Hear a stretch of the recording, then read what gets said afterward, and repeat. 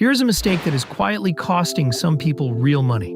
About 13% of Americans have turned down a raise or worked fewer hours because they thought earning more would push them into a higher tax bracket and leave them with less money.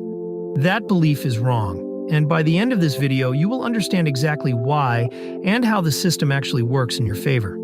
How do tax brackets work is one of the most misunderstood topics in personal finance, and the confusion is not your fault. The way we talk about tax brackets in everyday conversation is almost completely backwards. The actual math is simple, and once you see it, you will never stress about a raise again. Here's the headline result before we get into the mechanics. On a $60,000 salary, most people assume they are handing over 22% of every dollar they earn to the IRS. The real number is closer to 13%. That gap, 22% versus 13%, represents thousands of dollars you may be mentally giving away without realizing it. Here's the part almost everyone gets backwards, and it is the core misunderstanding the whole video is built on. A lot of people believe that tax brackets work like a cliff. You earn $44,725, you are in the 22% bracket, the IRS takes 22% of your entire income. Then a $1 raise pushes you over the edge, and suddenly all of that money gets taxed at the higher rate, leaving you worse off than before. That mental model feels logical. It is also completely wrong. The tension is this: the cliff does not exist. There is no single bracket that swallows your whole paycheck. Instead, think of tax brackets like a set of stacked buckets. Each bucket only holds a fixed amount of income, and only the income that fills that specific bucket gets taxed at that bucket's rate. When one bucket is full, the overflow spills into the next one, and only that overflow gets taxed at the higher rate. So if a raise pushes $500 of your income into a higher bracket, only that $500 is taxed at the higher rate.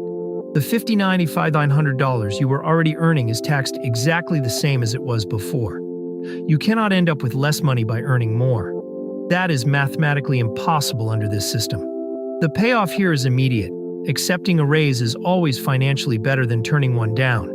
But understanding why requires knowing exactly how those buckets are stacked, and that is what is next. Let us walk through the 2024 federal tax brackets for a single filer, step by step, one bucket at a time.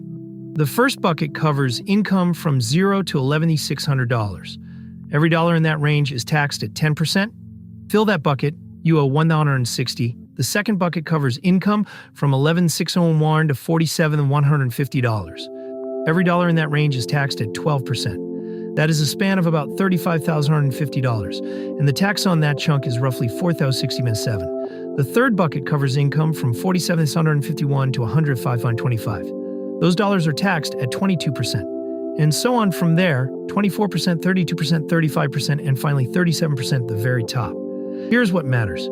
If you earn $60,000 as a single filer, you do not pay 22% on $60,000. You pay 10% on the first $11,600, then 12% on the next $35,550, and then 22% only on the remaining $12,850 that sits inside that third bucket. Add it up. 160 plus 42.67 plus 28.27 equals about $8,254 in total federal income tax on a $60,000 salary. That is roughly 13.8% of your income, not 22%. The 22% only ever applies to that top slice. The rest of your income is protected by the lower rates in the buckets below. Now that you can see how the math actually stacks, there is a crucial pair of terms that will make every tax conversation you have for the rest of your life click instantly. And they are up next. This is the distinction that clears up nearly every tax bracket misunderstanding in one shot. Your marginal rate is the rate on your next dollar of income, the rate of the highest bucket you have reached. For that $60,000 earner, the marginal rate is 22%. That number gets thrown around a lot, and it sounds alarming, but it is only describing the rate on the topmost slice of income, not on the whole pile. Your effective rate is what you actually pay as a percentage of your total income. For that same $60,000 earner, it is about 13.8%. That is the real meaningful number. It is the one that tells you what fraction of your paycheck is actually going to the government. The confusion almost always comes from mixing these two up. Someone says, I am in the 22% bracket, and mentally translates that to, I pay 22% of everything I earn. And that is where the raise anxiety kicks in. Here's a concrete way to anchor this. Imagine someone offers you a $5,000 raise, bringing you from $60,000 to $65,000. That extra $5,000 lands entirely inside the 22% bucket. So the additional tax on that raise is 22% of $5,000, which is $1,200. That means you take home an extra $3,900 from that raise. You are always ahead. The government takes a cut of the new money, but you keep the rest. Turning down that raise to avoid taxes would have cost you $3,900 in real take-home pay. That gap is not random. It is the result of confusing marginal with effective, and it is a mistake worth fixing once and for all. Understanding the rates is only half the picture, though. The other half is realizing how much of your income gets shielded before any bracket even applies. And that part is next. Here is the piece most people skip when they think about their tax bill. And it lowers your taxable income significantly before a single bracket rate kicks in. The IRS does not tax your entire paycheck. Before any bracket math starts, you get to subtract what is called the standard deduction. For 2024, that is $14,600 for a single filer and $29,200 for a married couple filing jointly. This matters enormously. Go back to that $60,000 earner. Before any bracket applies, you subtract $14,600. That leaves $45,400 of taxable income, not $60,000. Now rerun the math on $45,400. You pay 10% on the first $11,600, that is $1,260. Then 12% on the remaining $30,800, that is about $4,256. Total federal income tax, roughly $5,216. That is an effective rate of about 8.7% on your $60,000 gross salary. Not 22%, not even 13.8%, closer to 9%. This is why people who do their taxes for the first time are often surprised by how much they get back. The standard deduction does a lot of heavy lifting that nobody talks about at the water cooler. For married filers, the effect is even larger. A household earning $90,000 combined would subtract $29,200 first, leaving $60,800 of taxable income. And the effective rate on the original $90,000 drops well below 10% before any other deductions are factored in. The standard deduction is automatic. You do not have to do anything special to claim it. It is already built into your refund calculation when you file. But there is one more layer of tax reduction that some people can stack on top of this, and it is worth knowing about. That is the next section. Here is where the bracket system actually becomes a tool you can use in your favor, not just a thing that happens to you. Traditional 401k and traditional IRA contributions are made with pre-tax dollars. That means every dollar you contribute to a traditional 401k at work reduces your taxable income by exactly $1 before the IRS runs the bracket math. Let us use the same single filer earning $60,000. Suppose they contribute $6,000 to a traditional 401k this year. Their taxable income does not start at $60,000, it starts at $54,000. After the $14,600 standard deduction, taxable income drops to $39,400. That keeps them entirely within the 12% bucket, and their effective rate on $60,000 gross falls to around 7%. That is a meaningful difference. And those $6,000 are not gone, they are invested in growing for your retirement. You are lowering your tax bill and building wealth at the same time. This is the version for someone with a long runway ahead. It flips somewhat once you are near retirement, where a Roth account, which uses after-tax dollars now but grows completely tax-free, may make more sense. That is a longer conversation, but the core principle holds. Understanding how brackets work lets you make smarter decisions about where to put your money. The brackets we have discussed so far are all federal, but there is one more layer most people forget, and it affects your real take-home pay every single paycheck.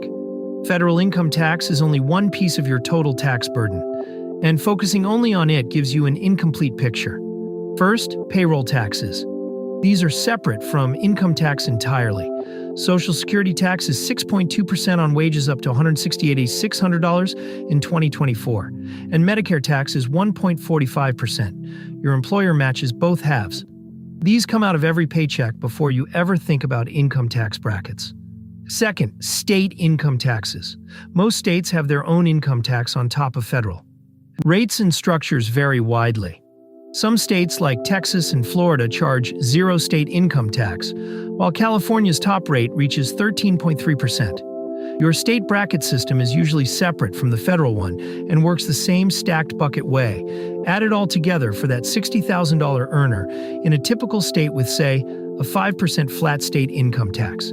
Federal effective rate around 8.7%, state around 5%, payroll around 7.65%. Total effective burden lands somewhere in the range of 21% to 22% of gross income, depending on your specific situation. That sounds like a lot, but notice it is still your effective rate on the whole income, not a marginal rate on the top slice. And every dollar you contribute to a pre-tax retirement account shrinks the federal and state portions of that number. Understanding this full picture is what separates people who feel in control of their paycheck from those who feel like taxes just happen to them. And to stay in control, there is one more concept worth locking in before you go. Let us pull it all together quickly, because the full picture is simpler than it seemed at the start. Tax brackets are stacked buckets, not cliffs. Only the income inside each bucket gets taxed at that bucket's rate. Your marginal rate is the rate on your next dollar. Your effective rate is what you actually pay overall, and it is almost always meaningfully lower. The standard deduction removes a chunk of income from the equation before any bracket math starts. And pre-tax retirement contributions can shrink your taxable income even further. A raise will never leave you with less money, ever. The only question is how much of the extra you keep, and the answer is always, most of it. Your action step right now is straightforward. Look at your most recent pay stub. Find the federal income tax withheld line for the year to date. Divide it by your gross income for the same period, and that is your real effective federal rate. It is almost certainly lower than the bracket number you have been carrying around in your head. If you want to lower it further, the first move is checking whether you are contributing to a traditional 401k at work, especially if your employer offers a match. That is free money on top of a tax reduction, and it is the single highest leverage move available to most people in their working years. Now that you understand how tax brackets work, the next question most people have is, where should the money I save actually go? A Roth IRA, a traditional IRA, a brokerage account? The order matters more than most people realize, and getting it wrong costs you years of growth. That video is next in the queue, and it will make this one even more useful. If this clicked for you, subscribe to Plain Money so you never miss one of these. And drop a comment below telling me what you thought your tax rate was before this video versus what it actually is. It is one of the most eye-opening comparisons you can make.